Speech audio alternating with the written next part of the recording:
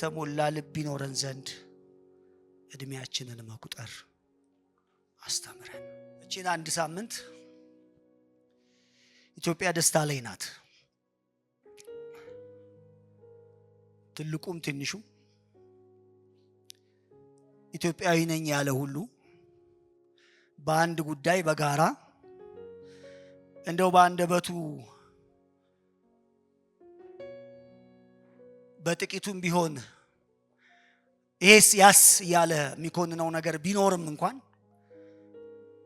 እውነተኛ ኢትዮጵያዊነት ላለው ሰው የደስታ ወቅት ነው። የሺህ ዓመት ቁጭቱ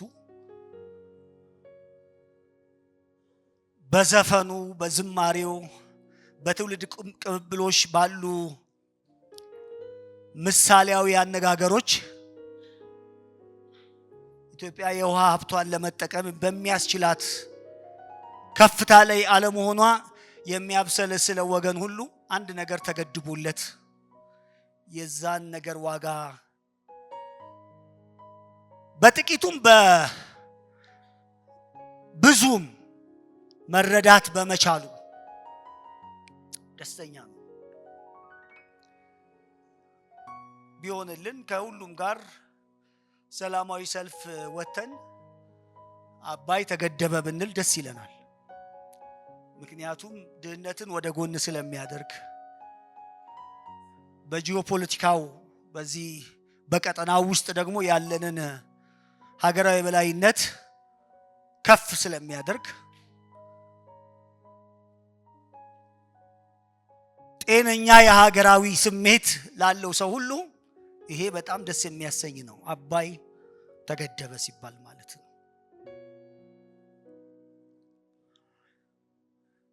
ጠቅላይ ሚኒስትራችን የውሃን ዋጋ ሲነግሩን ይሄ የተገደበውን የውሃ ልክ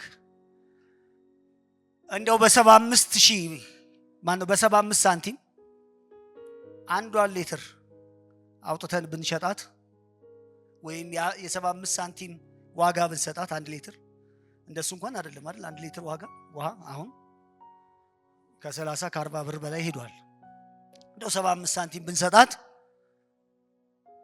75 ትሪሊየን የሚያወጣ ሀብት ማቆም ችለናል አሉ። ቫልዩ 75 ትሪሊየን የኢትዮጵያ የስንት ዓመት በጀትን ብቻውን የያዘ ሀብት ነው ማለት ነው። ለውሃ የተሰጠው ዋጋ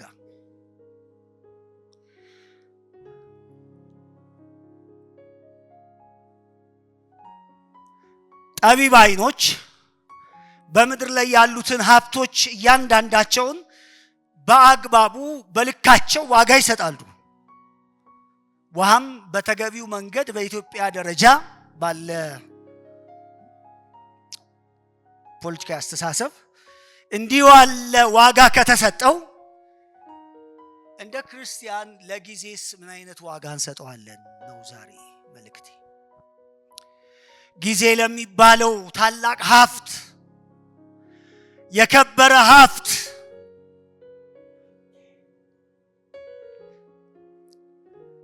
በዓለማዊ አባባል እንኳን በራሳቸው መንገድ ኢአማንያን ሳይቀር የጊዜን ዋጋ ያዩበትን ቢመነዘር አሁን አንዷ ሰዓት ወደ ምንዛሬ ብንለውጣት ያላትን ዋጋ የተረዱ ሰዎች ጊዜ ወርቅ ነው ይላሉ አይደል? ወርቅ ነው። በዓለም ላይ ትንሹ ሀብት እና ደግሞ ቢመነዘር ደግሞ እጅግ የከበረው ሀብት እሱ ስለሆነ ነው። ወርቅ ከሄደ የማይገኝ ወርቅ ቢጠፋ መልሳችሁ ልታገኙ ትችላላችሁ፣ ልትገዙ ትችላላችሁ። መልሳችሁ የማትገዙት በጣም ውዱ ሀብት የሚባለው ነገር ጊዜ ይባላል።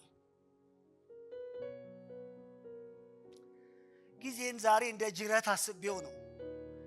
የጊዜን ጅረት ማን ነው የሚገድብልን? ጥቅም ላይ አውሎ ጮቤ ውሃ ህዝቡን እንዳስረገጠ ህይወትን፣ ታሪክን፣ በታሪክ ውስጥ የሚወለዱትን ሰዎች ሁሉ ጮቤ በሚያስረግጥ ልክ ጊዜን በዋጋው ልክ የሚያኖርልን ማን ነው? ጠቢብ የሆነ አእምሮ ያለው ሰው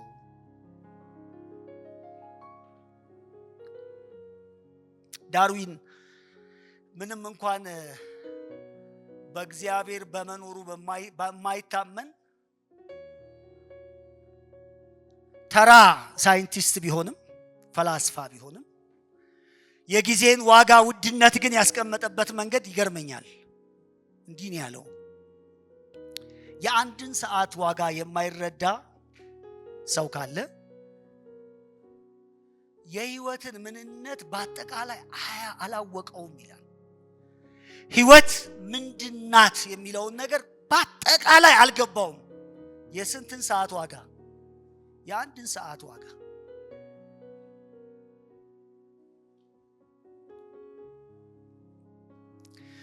ያነበብኩላችሁ የመጽሐፍ ቅዱስ ክፍል ስለ ጊዜ ዋጋ የሚያወራ ነው። የበለጠ ደግሞ ቁጥር 12 ላይ ከፍጹም አስተውሎት በመነጨ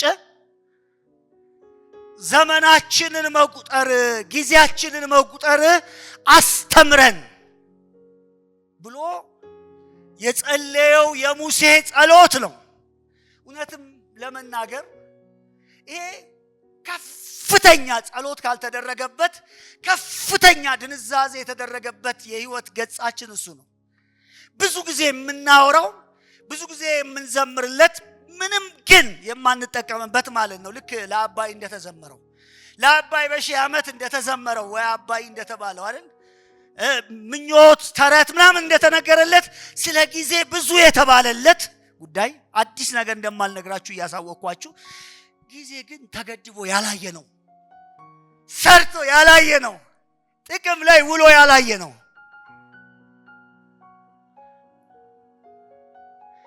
በዓለም ታሪክ በጣም ጥቂቶች ብቻ የተጠቀሙበት የሺህ ዓመትን ስራ በአንድ ቀን ውስጥ የፈጸሙበት የዘላለምን ስራ በአንድ ዓመት ውስጥ ያከናወኑበት ሀብት ነው ጊዜ የሚባለው ነገር።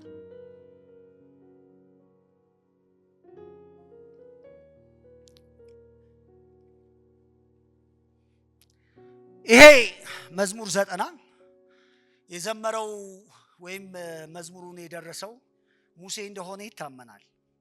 ራሱም ሲጀምር የእግዚአብሔር ሰው የሙሴ ጸሎት ይላል። ስለ ሰው ልጅ ህይወት ሙሴ ጸለየ። ሲጸልይ በአራት ከፍሎ ነው የጸለየው። እኔ ሁለቱን ክፍሎች ብቻ ነው ማሳያችሁ። የመጀመሪያው ስለ እግዚአብሔር ያለውን እውነትና ስለ ሰው ያለውን እውነት በመተረክ ነው የጀመረው። ከቁጥር 1 እስከ 11 ድረስ ስለ ሰውና ስለ እግዚአብሔር ያለ እውነት አለ። ሰው ስለ ራሱ ማወቅ ያለበት ራሱን ማወቅ ያለበት ሰው እኔ እንዲህ ነኝ ብሎ ራሱን መቀበል ያለበት፣ አልቀበልም ቢልም ከዚህ ውጪ መሆን ግን የማይችልበት ሰው የተመለከተውን ጉዳይ አለ ማለት ነው። ሁለተኛ ራሱ እግዚአብሔርን የተመለከተ ጉዳይ ነው የሚያነሳው ማለት ነው ክፍሉ። እግዚአብሔር ማን ነው ብንለውም ባንለውም ብናውጅለትም ባናውጅለትም እግዚአብሔር በዘመናት በታሪክ መካከል ማን ነው የሚለውን ነገር ከቁጥር 1 እስከ 11 ያወራልናል። ሁለተኛው ደግሞ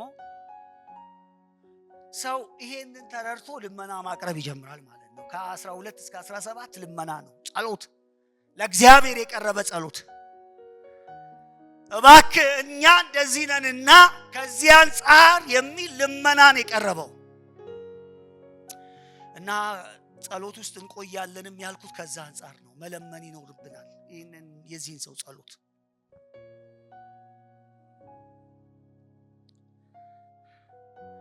ስለዚህ ይሄ ክፍል አጠቃላይ ይሄንን የሚያወራ ከሆነ ቁጥሯ ግን አሁን 12ኛዋ ቁጥር ግን የሰው ልጅ ህይወቱን እንዴት መምራት እንደሚገባው የሚያስተምር ነው። እንዴት ህይወቴን ልምራ? እስቲ 12ኛውን ቁጥር መልሳችሁ ተመልከቱት። ምንድን ነው የሚለው?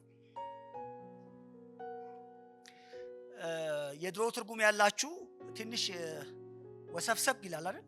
ለማንበብም ምን ማለት ነው ይላል።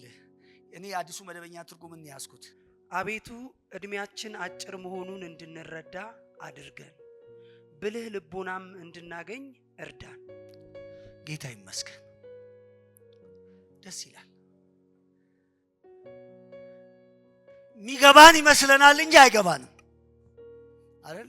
አጭር መሆኑን የሚገባን ይመስለናል እንጂ በፍጹም ያልገባን ነገር በዚህ ዓለም ላይ ምንድነው?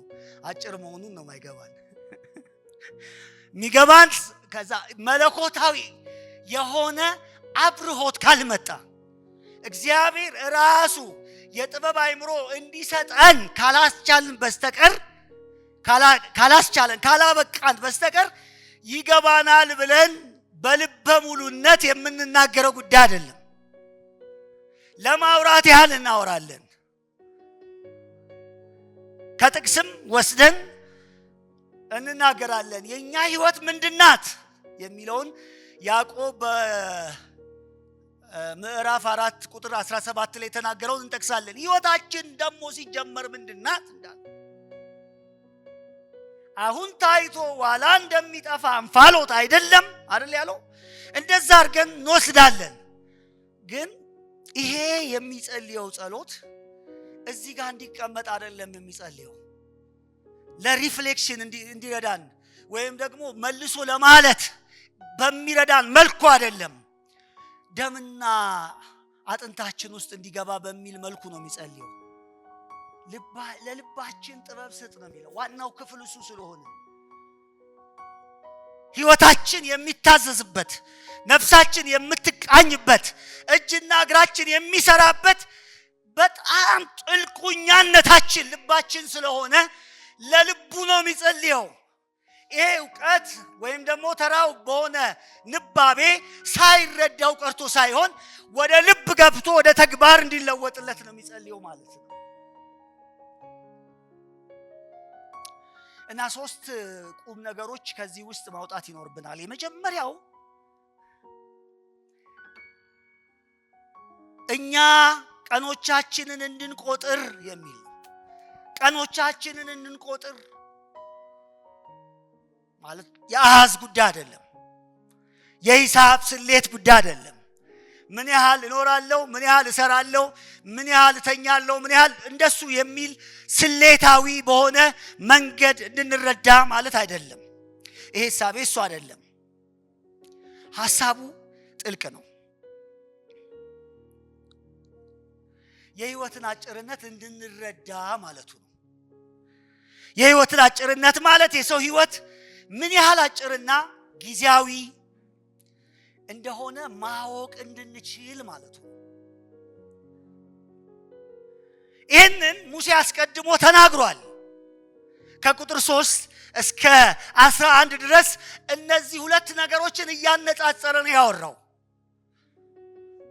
ሰው ከእግዚአብሔር ህይወት ከወጣ በኋላ ከቸርነቱ ራሱን ካወጣ ከመለሰ በኋላ መዝሙር 90 ቁጥር 1 ላይ ጌታ ሆይ አንተ ከትውልድ እስከ ትውልድ መጠጊያ ሆነህልናል ብሎ እግዚአብሔር የዘላለም አጀንዳውን ወይም እቅዱን ካሳየ በኋላ ከዚህ ቅድ የወደቀው ሰው ከዚህ ቅድ የወጣው ሰው እግዚአብሔር የዘላለም ታዛ መጠጊያ ሊሆነው የወደደው ሰው በታሪክ ውስጥ ደግሞ እግዚአብሔር የዘላለም እቅዱን እንደገና በማደስ በክርስቶስ ኢየሱስ ሊያመጣለት ያለ ሰው ያ ሰው እንዴት ከዚህ ህይወት ርቆ በዘመኑ ውስጥ ምን መልክ ምን ገጽ እንደያዘ የእግዚአብሔር ቃል ይናገራል። ይሄ እግዚአብሔርስ ማን ነው ይለናል። እግዚአብሔርን የሚገልጽበትን መንገድ ተመልከቱ። በንባብ ባስቀምጠው በጣም ደስ ይለኛል። ቁጥር 2 ገና ተራሮች ሳይወለዱ ይላል እግዚአብሔርን ሲገልጽ። ምድርና ዓለምን ከመፈጠሩ በፊት አንተ ከዘላለም እስከ ዘላለም አምላክ ነህ። ዳርቻ እናስቀምጥልህም፣ ዘመን የለህም። የት እንደምትጀምር አትታወቅም። አንተ ማለቂያ የለህም። ፍጥረት አላስፈለገህም። አንተ አለህ፣ በዘላለም አሁን ውስጥ አለህ። ሁሉ ነገር ለአንተ አሁን ነው። በዚህ የዘላለም ዘመናት ውስጥ አለህ። ከዚህ እስከዚህ በማይባል ማንነት ውስጥ አለ አንተ በዚህ ውስጥ ትኖራለህ ይቀጥላል ሰውንስ ሰዎችን ወደ አፈር ትመልሳለህ የሰው ልጆች ሆይ ወደ ቦታችሁ ተመለሱ ቦታችሁ የት ነው እስኪ በለው መልሰው የት ነው ቦታ አፈር ነህና እዛው ግባ ትባላለህ እዛው ወደምትረገጥበት ወደምትሏቀጥበት ወደ ከንቱነትህ ወደ ባዶነትህ የማንም እግር ወደሚያሸው ቦታ ተመለሱ ትላለህ ይላል ዳዊት ማነው ሙሴ አንተስ ይጀምራል እግዚአብሔር 1000 ዓመት በፊትህ እንዳለፈች እንደ ትላንትና ቀናት እንደ ሌሊትም ምርቦ ስንት ዓመት እስኪ በሉት 1000 ዓመት ሲሰላ ሌሊት ይቀመጣል ከሌሊቱ ደግሞ ሌሊቱ በአራት ይከፈላል 12 መደቦች 12 ሰዓታት በሰጧቸው ከ12ቱ መደቦች እያንዳንዱ መደብ ባይሁድ በ3 የሚመደብ ነው 3 ጊዜ 4 ስንት ይወጣል ማለት ነው 12 ይመጣል ስለዚህ የመጀመሪያው መደብ ላይ እርቧ 1/4ኛዋ ናት ስንት ዓመት 1000 ዓመት 12 ሰዓት ለመሙላት ስንት ዓመት ያስፈልገዋል እግዚአብሔር 4000 ዓመት ያስፈልገዋል 4000 ዓመት 12 ሰዓት አነጻጽሩት ሰውን ደግሞ ይመልሳል ሰው ደግሞ እንደ ጎርፍ ጠርገ ተወስዳቸዋል እንደ ህልም ይበናሉ እንደ ማለዳ ሳር ታድሰው ይበቅላሉ ሳርም ንጋት ላይ አቆጥቁጦ ይለመልማል ምሽት ላይ ጠውልጎ ምን ያደርጋል ይደርቃል ሰው እንዲህ ነው አሁን ታይቶ በኋላ እንደሚጠፋ በጣም በፍጥነት የፀሐይ ከፍተኛ የፀሐይ ሙቀት ሲያገኘው ፈጽሞ እንደሚከስም ተክል ወይም ደግሞ በተክል ላይ እንዳረፈ ነጠብጣብ የውሃ ነጠብጣብ እሱም ደግሞ ፈጽኖ ምን እንደሚያደርግ እንደሚበን ነው ሰው እንዲህ ነው አንተ እንዲህ ነህ እያለ ያነጻጽራል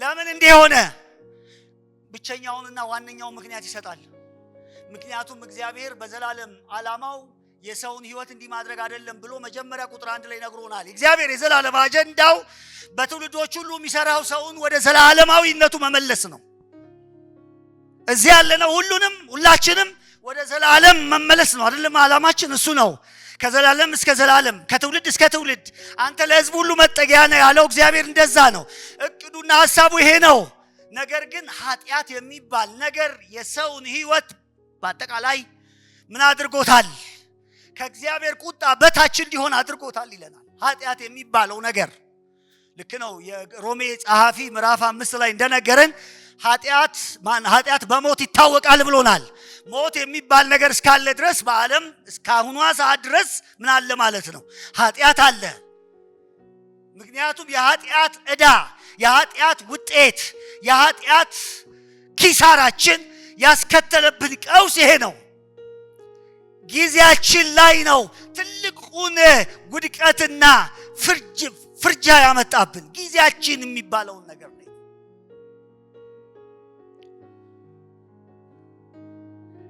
ስለዚህ በተቆጣው አምላክ ፊት ሰው እድሜው እንደዚህ ሆኗል የመከነ ሆኗል ተራ ሆኗል ይላል የሰውን ህይወት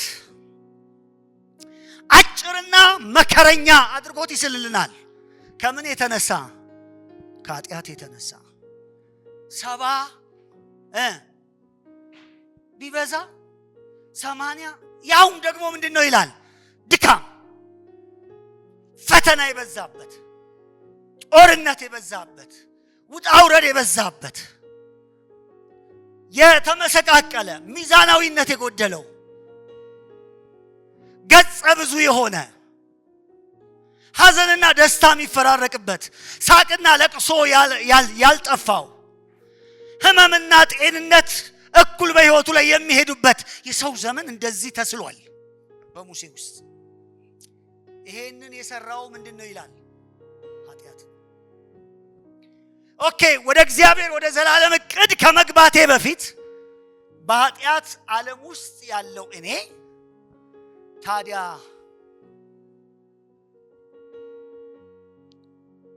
በተረገመችው ምድር ውስጥ እያለው በተዋከበችው ምድር እያለው እንደምፋሎተን በሆነ የህይወት ስርዓት ውስጥ እየተመላለስኩ የጊዜን ዋጋ እንዴት ልረዳት የሚለውን ነው ዋናው ጉዳይ ማለት ነው። ለምን ሰው ወደ እግዚአብሔር ሲጠጋ ከእግዚአብሔር የሚካፈለው ጥበብ አለ። ያንን ጥበብ ነው ይሄ ሰው የሚለምነው። የፍጥረት ስርዓት እስከሚታደስበት አዲሱ የህይወት ዓለም እስከሚመጣበት የእግዚአብሔርን ክብር ፊት ለፊት እስከማይበት በዚህችው የ70 ዓመቴ ውስጥ ከሰማይ በተገኘ ጥበብ እንዴት ህይወትን ልምራ ነው የሚለው። ምድር ላይ እግዚአብሔር ሁሉን ነገር በሽ አድርጎ ሰጥቶ አንድን ነገር ግን ቆጥቦ ሰጥቷል። ያቺ ተቆጥባ የተሰጠችው ደግሞ ምንድናት? እድሜ ናት። በጣም ተቆጥባ የተሰጠች።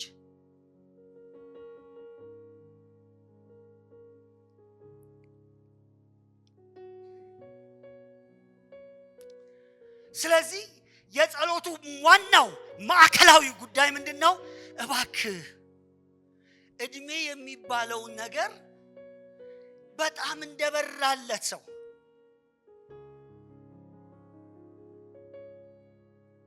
በጣም እንደተገለጠለት ሰው አይኑ እንደተከፈተለት ሰው የእድሜን አጭርነት አስረዳኝ የመጀመሪያው ጸሎት ነው። የጊዜን የምኖርበት ዘመን ምን ያህል አጭር እንደሆነ እንዲገባኝ አድርገኝ። ይሄ ትልቁ ጸሎት ነው። ለምን? ራሴን አውቄያለሁ ይላል። ራሴን አውቄያለሁ፣ ተን እንደሆንኩ ገብቶኛል። አሁን ታይቶ ኋላ እንደሚጠፋ ጤዛ እንደሆንኩ አውቄያለሁ። አንተ ደግሞ ማን እንደሆንክ ተረድቻለሁ።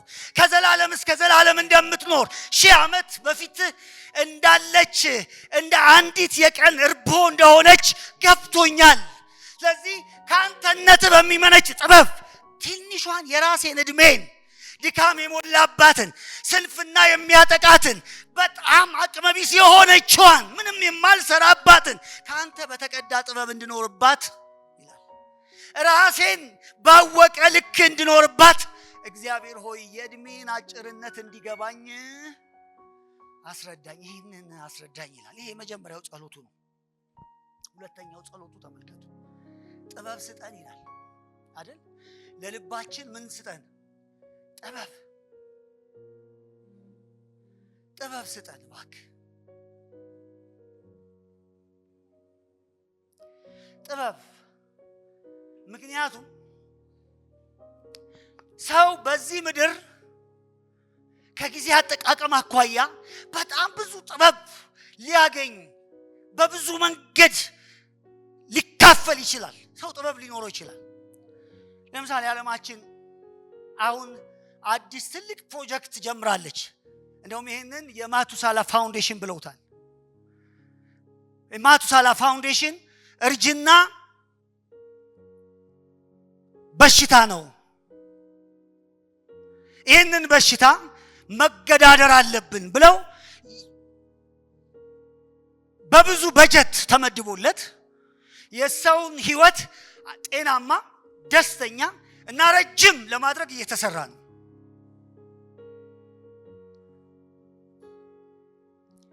ይሳካላቸው ይሆን?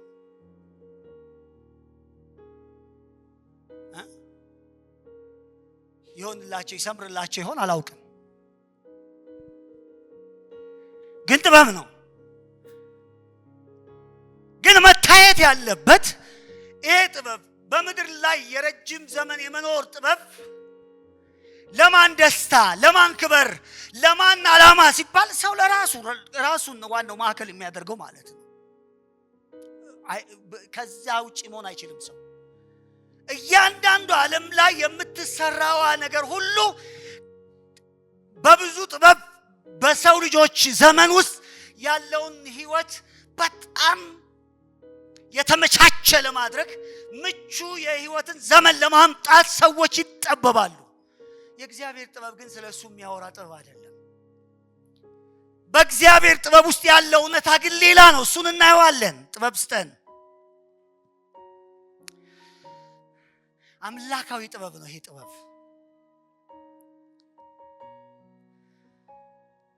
በእውነት በአግባቡ ሰው በእግዚአብሔር ጥበብ ካልሆነ በስተቀር ህይወትን መምራት ከቶ ነው አይችልም። በፍጹም። ለምን? ሰው በአብዛኛው የሚያተኩረው በጊዜያዊ ጉዳይ ላይ ነው፣ በሚጠፋው ጉዳይ ላይ ነው፣ በሚያልፈው ነገር ላይ ነው። ሰው በአብዛኛው ህይወቱን ሊያተኩር የሚችለው ማለት ነው። በሰማያዊ ጉዳይ ላይ ማተኩር አይችልም። አሁን ማውራላችሁ ጥበብ ግን በሰማያዊ ጉዳይ ላይ የሚያተኩረው ጥበብ ነው። እሱን ጥበብ ስጠን እያለ ነው የሚጸልየው ጸላዩ። እሱኛው ጥበብ ያስፈልገኛል፣ ጊዜን በአግባቡ እንድጠቀም። ለምን? ይሄ ጥበብ የሚያስፈልገው ወገኖቼ ሆይ የመጀመሪያው እግዚአብሔር ጥበብ የሚያስፈልገን ለትክክለኛና ቅድሚያ ለሚሰጡ መሰጠት ለሚገባቸው ጉዳዮች ጊዜያችንን እንድናጠፋ ነው የሚያደርገው። እግዚአብሔር ጥበብ ሲያገኛቸው የምትሆኑት ነገር በጊዜዎቻችሁ መካከል እኛ ይሄንን ህንጻ መስራት በመንጀምርበት ጊዜ ባተሌ ህይወት የሚል መጽሐፍ መጀመሪያ በትርጉም ደረጃ ሳትመን ነበር ታስታውሳላችሁ። እና እዛ ላይ ከተጻፉት ሐሳቦች መካከል አንዱ አንቀጽ በጣም ደስ ይለኛል። ምንድነው የሚለው? ሰው ጊዜውን የሚሰጠው በህይወቱ ዋጋ ለሚሰጣቸው ጉዳዮች ናቸው፣ ቫልዩ ለሚሰጣቸው ነው።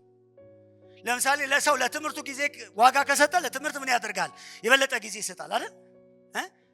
ጥቅም አገኝበታለሁ የሚለውን ነገር፣ ገንዘብ አገኝበታለሁ ለሚለው ነገር ምን ያደርጋል? ጊዜ ይሰጣል። እውነት ነው አይደል? ሰው በዚህ ወጥ ፍቅር ለሚያስይዘው ለሚወደው ነገር ምን ይሰጣል? ጊዜ ይሰጣል። ለፍቅር ትልቅ ቫልዩ ስላለው። ግን ሰው በጣም ችግሩ ምንድነው? እኛም ባተል ያልንበት ምክንያት ለየትኛው ምን አይነት ጊዜ መስጠት እንዳለበት የሚለይበትን ጥበብ በጸሎት ካላገኘው በስተቀር ጊዜዎቻችንን መያዝ የሚገባቸው ነገሮች ሳይዙ ጊዜዎቻችንን መያዝ የማይገባቸው ነገር ይዘው የሚገባቸው ነገሮች አይዙትም። ጀስት አንድ ምሳሌ ባስቀምጥ እችላለሁ። ጸሎት ለምንድን ነው በጣም ማንጸልየው ከተባላችሁ ጊዜ ስለሌለኝ ነው ትላላችሁ አይደል? ጊዜ ስለሌላችሁ ሳይሆን ዋጋ ስላልሰጣችሁት ነው። አጠገባችሁ ያለውን ሰው ንገሩት፣ ጸሎት አንተ ማጸልየው ለጸሎት ከሰጠኸው ስፍራ ይልቅ ጊዜ ዋጋ ይልቅ ለምን የሰጠው ዋጋ ይበልጣል? ለማህበራዊ ህይወት ገንዘብ ለሚያስገኝልህ ነገር የሰጠኸው ዋጋ ስለሚበልጥብህ ነው። ማጸልየው ለዛ ጸሎት ስለማትችል አይደለም።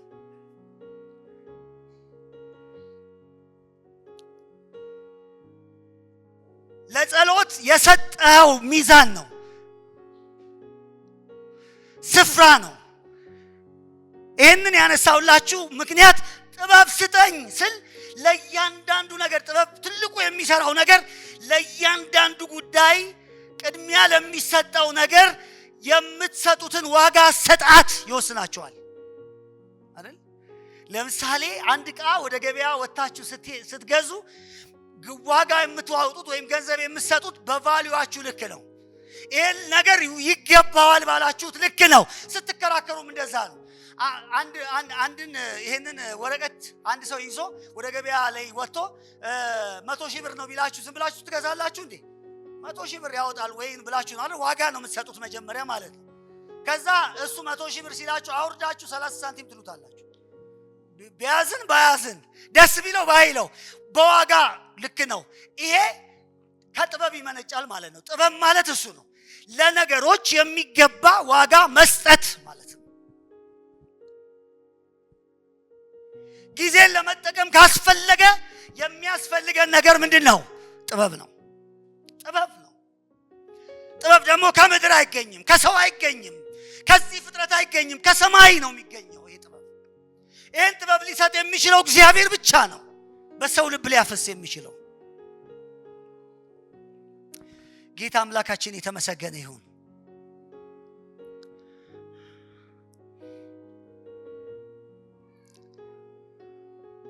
አንዳንድ ጊዜ ብዙ ሰው በጣም ብዙ ጊዜውን የሚያጠፋው ወይ ለገንዘብ ነው፣ ወይ ለስልጣን ነው፣ ወይ ለዝና ነው። አንድ የታወቀ ንጉስ በአንድ ዘመን ውስጥ ሲኖር በህይወቱ መጨረሻ ላይ እያለፈ ከዚህ ዓለም እያለፈ ለልጆቹ ሊያካፍላቸው የፈለገ አንድ ጥበብ ነበርና ልጆቹን ሰበሰባቸው እና እንደዚህ አላቸው፣ ልጆቼ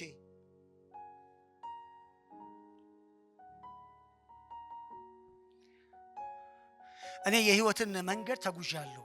በዚህ ዓለም መኖር ያለብኝ ኖር ያለው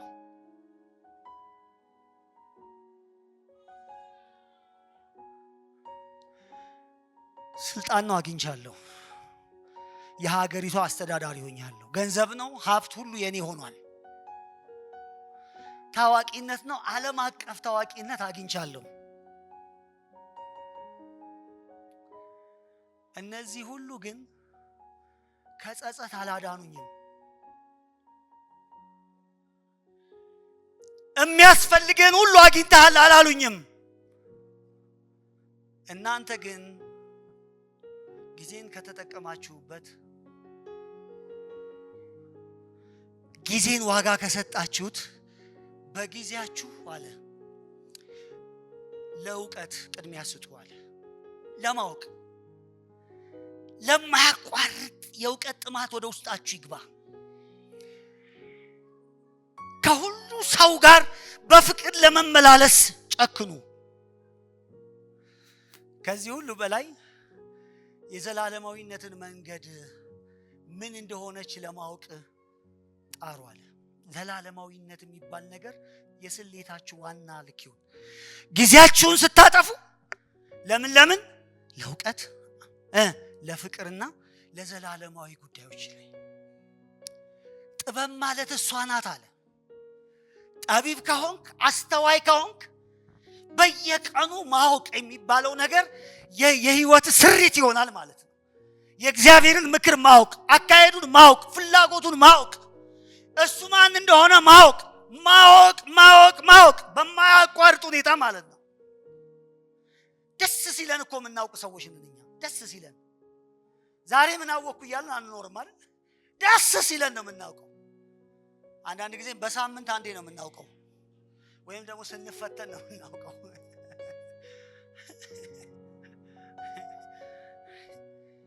ታዋቂነት ካሉንስ አንደኛ ነን።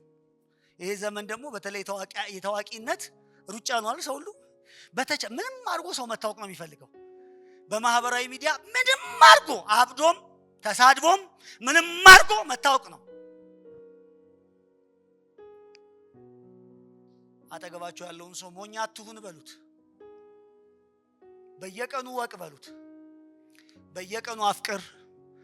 በዘላለማዊ ጉዳይ ላይ አተኩር። ያኔ ጠቢብ ትሆናለህ። ምን ትሆናለህ? ጠቢብ።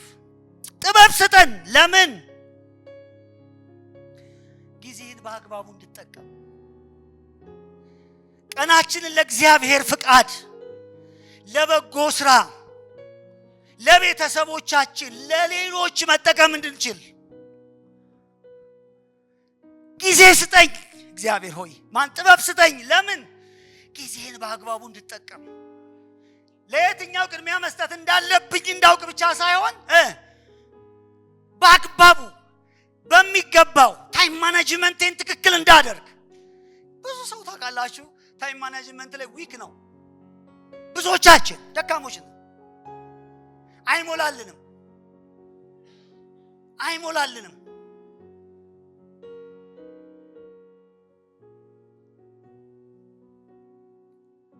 እውነት እኔ ዛሬ የምጸልየው እንደዚህ እግዚአብሔር ሆይ ቢሞላልኝ እንደው ሰውን በታሪክ ውስጥ እግዚአብሔር እንዲህ ሰምቶ አይታወቅም የሚባለው አንድ ትልቅ ታሪክ አለው አይደል? መጽሐፍ ላይ እግዚአብሔር ጊዜ ያቆመለት ሰው አለ። አልሞላለሁ የእግዚአብሔርን ጠላቶች ደምስሶ ኃይላቸውን አጥፍቶ ምድራቸውን ሊወርስ የተነሳውን ኢያሱ አልሞላለው ጊዜው 12 ሰዓት አልበቃ ሲለው እግዚአብሔር ሆይ በቃ ጊዜ ለኔ አቁምልኝ አለው። ጊዜ ለሰው ቆሟል ታውቃላችሁ? ጊዜ ቆመለት። 12 ሰዓት ሲል ፀሐይዋ ቀጥ አለች። ይሄ ጸሎት ከዛ ጋር የሚሄድ ነው። ጥበብ ስጠኝ ለምን በአግባቡ እንድጠቀም 24 ሰዓቱን ልክ አንተ አንዷን ቀን ይላል እኮ አይደል? አንድ ቀን በፊቱ እንደ ስንት መሆን ትችላለች? እንደ 1000 መሆን ትችላለች እኮ በእግዚአብሔር ፊት ሆናለችም። አንተ እንዲህ ነህ፣ እኔ ደግሞ አሁን ታይቶ እንደሚጠፋ ጤዛ ነኝ፣ ደካማ ነኝ። ስለዚህ ከዚህ ካንተነት የሚቀዳ ጥበብ ወደ ህይወቴ ይምጣ። የሺህ ዓመት ታሪክ አሁን በእኔ ይፈጸም። በእውነት እንደው ዝም ብሎ ብስት ያለ ግን የከሰመ ህይወት ከምመራ መጽሐፍ ላይ ታችኋል። በመሳፍንት መጽሐፍ ላይ ማን ነው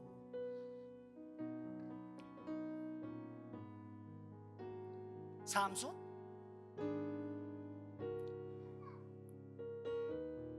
ህይወቱን ሲያባክን ሲባዝን ምን ሲያደርግ ኖረና አንድ ቀን ብቻ ጸለየ። በቃ እግዚአብሔር ሆይ በቃ አሰበኛለሁ፣ እንደው አብክኘዋለሁ፣ ጊዜ እድሜን አብክኘዋለሁ። ይሄ ጸሎት ወገኖቼ ሆይ በቃ ህይወታችሁ ኪሳራ እንዳልሆነ እንድትረዱ የሚያደርግ ነው። ከስሯል። አዎ አመታት አልፈዋል። አዎ አንዴ ሴተኛ ዳሪ ጋር ሲሄድ፣ አንዴ የራሴን ከማይሆኑ አካላት ጋር አልፏል። አዎ አንዴ ያስበኛል፣ አንዴ ያስበኝ። በኖረበት ዘመን ያልሰራውን እግዚአብሔር በአንድ ሰዓት አሰራው። ጥበብ ስጠኝ ማለት እኮ እሱ በኖረበት በእድሜ ልኩ ያልሰራውን በእድሜ ልኩ ሊሰራ የማይችለውን ፍልስጤምን ጨቅ አደረገ ባንዴ። እግዚአብሔር ሆይ ጊዜ በአግባቡ ውጤታማ በሆነ መንገድ ለሚገባው ነገር አሳልፌ ሰጥቼ። ኢየሱስን ተመልከቱት። ቀን ሳለ አይደለም ያለው የላከኝን ስራ ላደርግ ይገባኛል፣ ማንም ሊሰራ የማይችልባት ሌሊት ትመጣለች። ማንም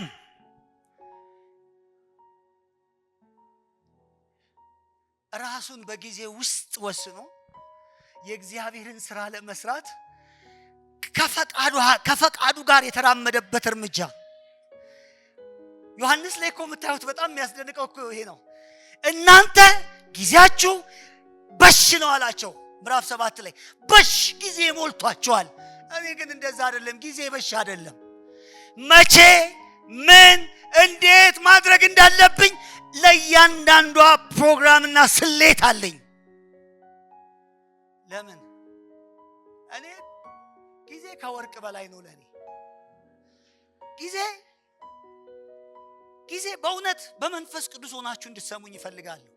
ጊዜ ወጣቶች ስሙ፣ ከምንም በላይ ነው፣ ከሀብት በላይ ነው።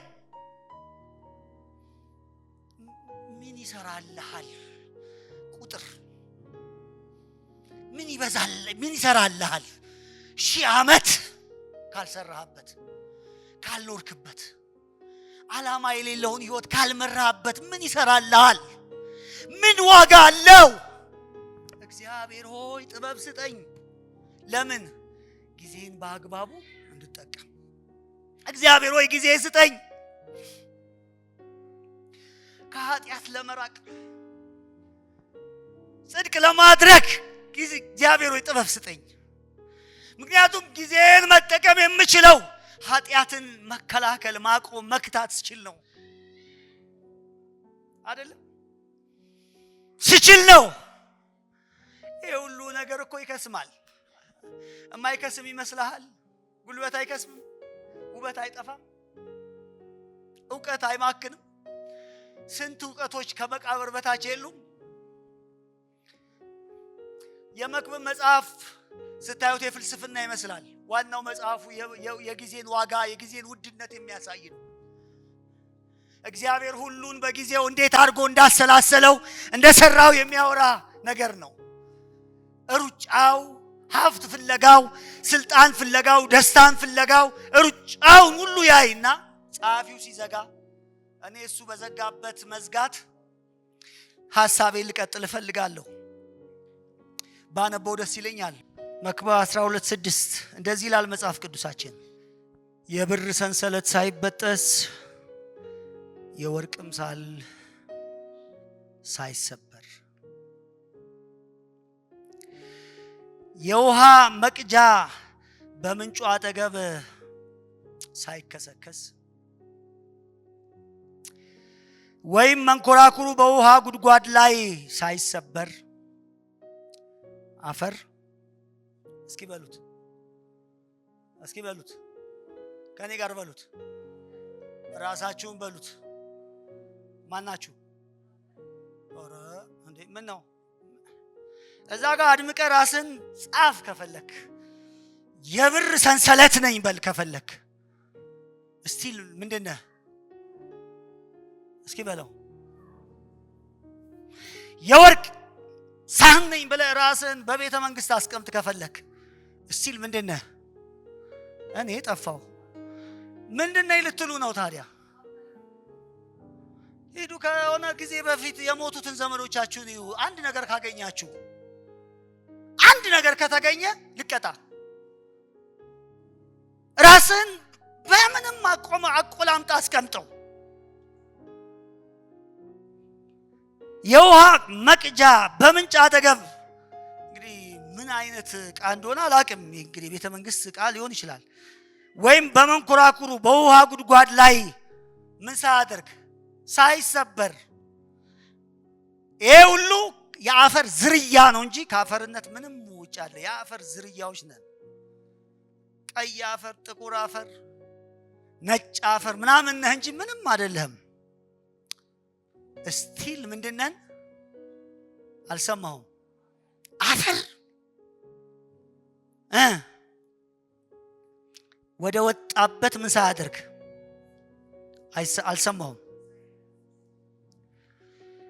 መንፈስም ወደ ሰጠው ወደ እግዚአብሔር ሳይመለስ እቺ ወሳኝ ሰዓት ላይ ፈጣሪህን ምን በል። በቃ ይሄ ነው ዋናው ጉዳይ። ይሄ ነው ትልቁ ጉዳይ። እንደ ልብ መሆን ሳይሆን የሚያስፈልግህ ራስን ማወቅ። ራሴን ካወቅኩ፣ እንዲህ ደካማ መሆኔን ካወቅኩ ጥበብ ስጠኝ። ጥበብ ስጠኝ ከአመፅ እንድርቅ። ጥበብ ስጠኝ ከክፋት እንድመለስ። ጥበብ ስጠኝ ተንኮል ላይ ራሴን እንዳላገኝ። ጥበብ ስጠኝ ለዚህ ለማይረባ ነገር ህይወቴን አሳልፌ እንዳልሰጥ። ጥበብ ስጠኝ ስጋዬን በርኩሰት እንዳላገኝ። እባክህ ጥበብ ስጠኝ። ሙሴ ይጸልያል፣ ጥበብ ስጠኝ። በተቆጣኸው ምድር ውስጥ ነው ያለሁት። ኃጢአት በነገሰበት ዓለም ውስጥ ነው ያለሁት። ያለችኝ ሰባናት እቺን እንዴት አድርጌ ልጠቀማት? እባክህ ጥበብ ስጠኝ። ለኃጢአት አሳልፌ እንዳልሰጣት፣ ለርኩሰት አሳልፌ እንዳልሰጣት፣ ውድቀት እንዳያገኛት፣ ክፋት እንዳይዛት።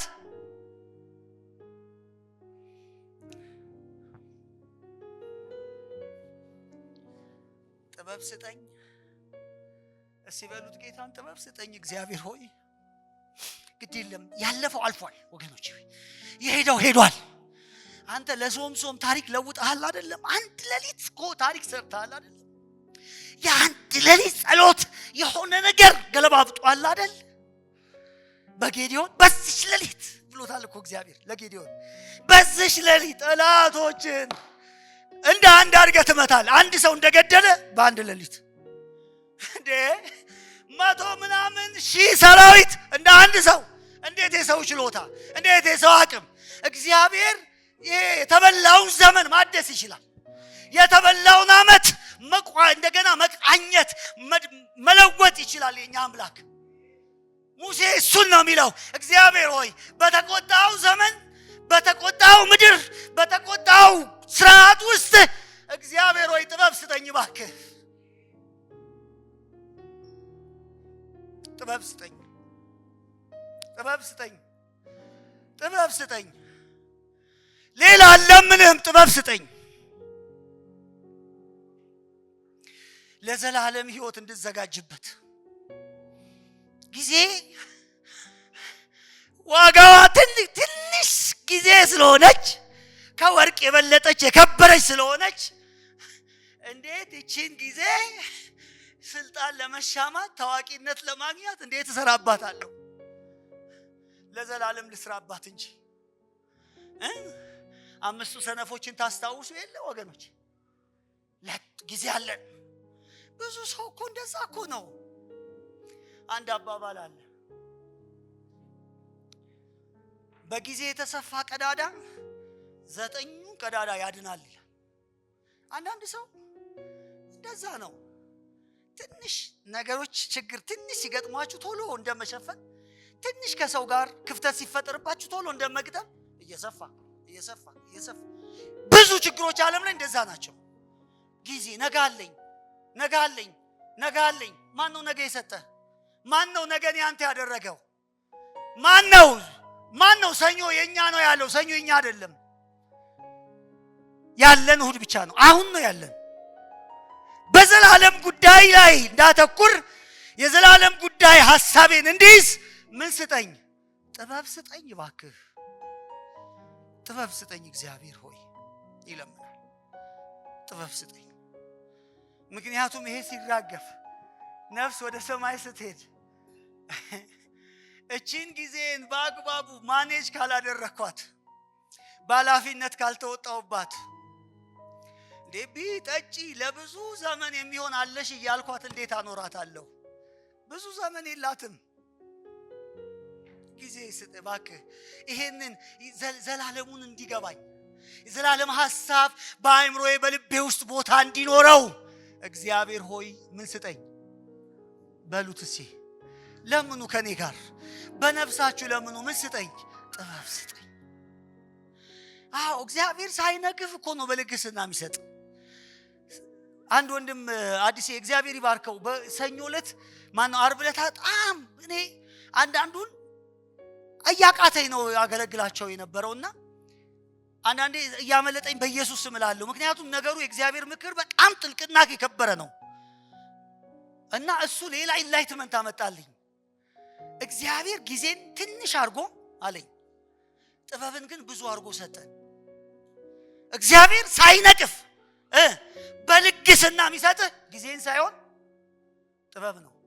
እግዚአብሔር ጊዜ ከሚሰጥህ በሉት እውነትም ጥበብ ነው የሚሻልህ በሉት። አጠገባቸው ያለው ሰው ምን ይሰራልሃል? እግዚአብሔር 100 ዓመት ከሚሰጥ አንድ ቀን ሰጥቶ እውነት ያ ሰውዬ እኔ ያው መስቀል ላይ ያለው ሰውዬ የታደለ ምድርም ላይ ዳግመኛ ኑር አልተባለ፣ እድል አልተሰጠው፣ በቀኙ ተሰቀለ። እግዚአብሔር አይኑን ከፈተለት፣ ጥበብ ሰጠው፣ ልጁን እንዲያስተውል አደረገው። ከዛ ትንሽ ሰዓት ኢየሱስን አወጀ። የራሱን ኃጢአተኝነት ሰበከ። የኢየሱስ ክርስቶስን ንጉስነት ተናገረ። መንግስት እንዳለው ተናገረ። በእግዚአብሔር ጸጋ እንደሚገባ አመነ። በመንግስት በመጣ ጊዜ ምን አለኝ አለው። ከዛ ሄደ። መንግስተ ሰማያት ይጠብቀናል። የምስራች እንደው መኖር ከተባለ የዚህ አይደል? የዚህ ሰው አይደል? እውነት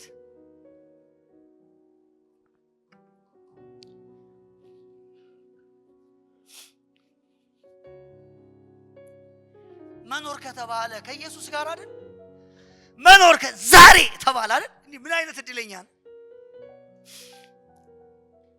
ይሄ! መጨረሻው ምን ይሆን የተባለ ቤተሰቡ ምን ይሆን? ይሄ ሰውዬ መጨረሻው ምን ሊሆን ነው? በቃ ይሄው ኖሮ የእንቁላሉ ጊዜ የተባለ ይመስለኛል። ይሄ ሰውዬ ራሱ የእንቁላሉ ጊዜ ስመክረው አልሰማ ብሎ ይሄው መጨረሻው ምን ሆነ? ስቅላት ሆነ። በቃ አለቀለት። ታሙ ሞተ ሲባል እግዚአብሔር እዛ ላይ መጣለት። ያቺ ታይም ለመዳኑ ሆነ። ይሄው ዛሬ ሰበክ ነው። ስሙን አናውቀውም፣ ግን ገነት ከኢየሱስ ጋር እናገኘዋለን። እግዚአብሔር ያድልህ በሉት። በቃ ይሄ እኮ እድል ነው። ያድልህ በቃ እንደ ሙሴ እግዚአብሔር ሆይ ጥበብ ስጠኝ። ለምን? በዘላለሙ ጉዳይ ላይ ምን እንዳደርግ እንዳተኩር። አሜን። ለምንድን ነው ይሄ ጸላይ ልብ ላይ ያተኮረው? አያችሁ፣ ቅድም ብያቸዋለሁ። ልባችን ነው የሚለው አይደል? ጥበብ ስጠኝ ብቻ ሳይሆን ለማን ጥበብ ስጥ ነው የሚለው? ልባችን ጥበብ ያገኝ ዘንድ ነው የሚለው። ምክንያቱም በመጽሐፍ ቅዱስ የሰው ልጅ ልብ ማዕከላዊ ማንነቱ ነው። የሐሳቡ፣ የፍላጎቱ፣ የስሜቱ፣ የውሳኔው ምንጭ ነው ልቡ ማለት። ዋናው ጉዳይ ነው። ለልቡ ነው የሚጸልየው ጸላዩ። እግዚአብሔር ሆይ ለልቤ ጥበብ ስጥ ነው የሚለው። ለምን? ለልብ ጥበብ በሚሰጥበት ጊዜ ወደ አኗኗራችን፣ ወደ ውሳኔዎቻችን፣ ወደ ፍላጎቶቻችን፣ ወደ ስሜታችን ይወርዳል። ጊዜን የምናይበት መንገድ በስሜት ብቻ ሳይሆን በፍላጎት ብቻ ሳይሆን በአኗኗር ዘያችን ሳይቀር ምን ማድረግ ይጀምራል? መገለጥ ይጀምራል። እግዚአብሔር ሆይ ጊዜውን እንድረዳ የሚገባውን ነገር በሚገባው ጊዜ እንዳውልህ ምን ስጠኝ? ጥበብ። ለምን? ጥበብ ስጥ ለልቤ። እስኪ በሉት፣ ለምን? ለልቤ ጥበብ ስጥ። ለውስጠኛው እኔነቴ፣ ለልቤ።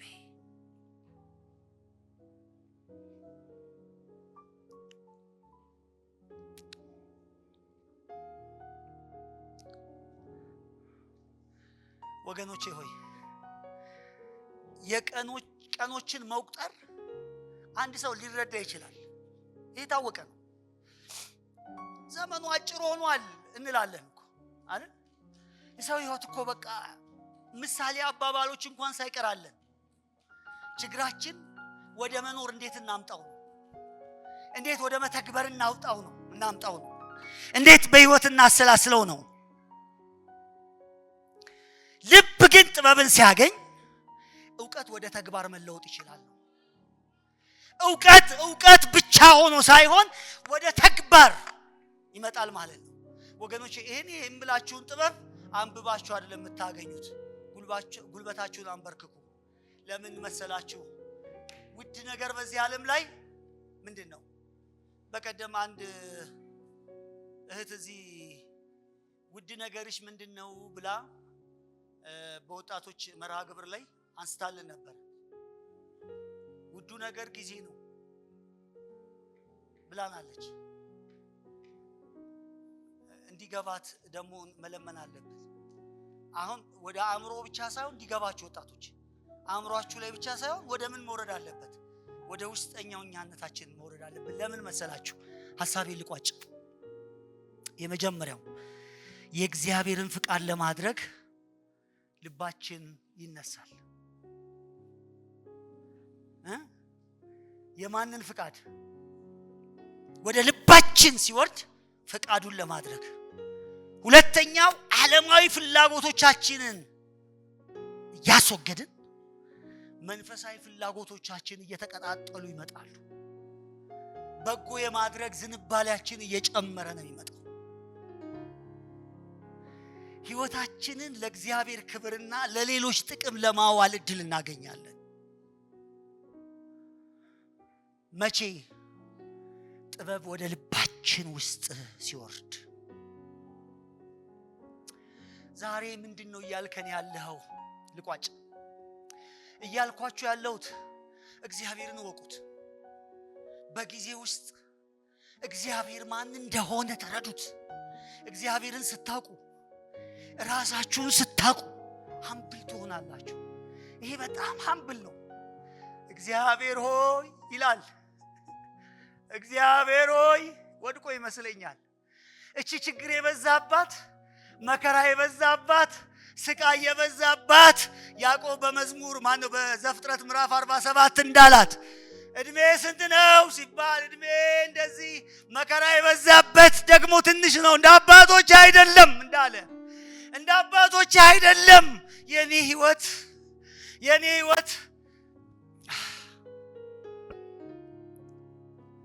እንትን ነው ስህተት እርማት እንደዚህ ነው የኔ ህይወት። ብዙ ሰው እኮ እንደዚህ እኮ ነው እየኖረ ያለው። ስህተት ማረም ዛሬ እስተካከላለሁ፣ ቆይ እንደዚህ ነው ማደርገው ላለሁ ነገ እንደዚህ ነው የኖርኩት ይላል። እንደዚህ ነው የኖርኩት። ጥቂትም ነው መከራም የበዛበት ነው እንዳትሉ። እግዚአብሔርን ማወቅ ከዛ ራስን ማወቅ ከዛ ውስጥ ትህትና ይቀዳል። ከትህትና ውስጥስ ኑሮ ይቀዳል። መኖር የሚባል ነገር በህይወት መኖር፣ ውጤታማ ህይወት መኖር፣ የሚገባውን መኖር የሚባል ነገር ይመጣል። ከሁሉ በላይ መንፈሳዊ እይቶቻችንን እግዚአብሔር ይቀይረዋል።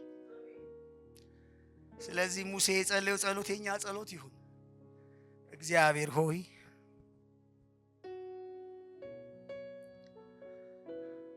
ቀኖቻችንን መቁጠር እስኪ በሉት፣ አረ በሉት።